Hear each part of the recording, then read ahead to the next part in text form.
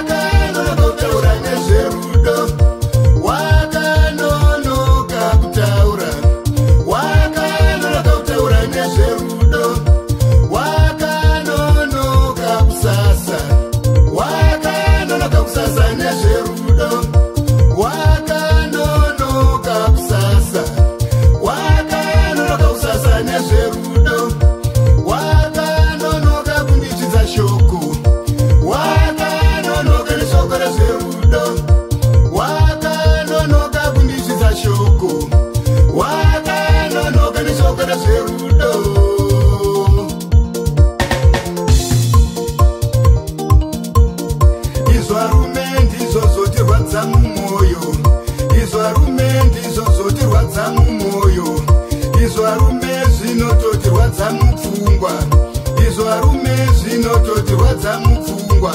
Bebi kurudza ndokuda ronzwa kanonoka. Bebi kurudza ndokuda zonzwa kanonoka. Lavi kumudza ndokuda zonzwa kanonoka. Lavi kumudza ndokuda zonzwa kanonoka. Asi mupfungwa dzakachiziva kudakari. Asi mupfungwa dzakachiziva kudakari. Iye mumwoyo makachiziva kudakari. Iye mumwoyo makachiziva kudakari. Pakuti mutaurirane yombo kunzvenga-nzvenga. Pakuti mutaurirane yombo kunzvenga-nzvenga.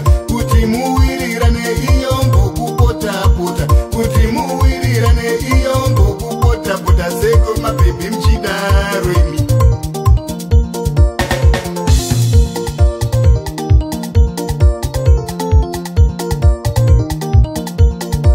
Wazondifonyora moyo wangu iwe hani. Wazondifonyora moyo wangu iwe hani. Wazondifonyora pfungwa dzangu iwe bebi. Wazondifonyora pfungwa dzangu iwe bebi. Kunzvenga-nzvenga kwese kwavaimboita. Kunzvenga-nzvenga kwese kwavaimboita. Kupota-pota kwese kwavaimboita.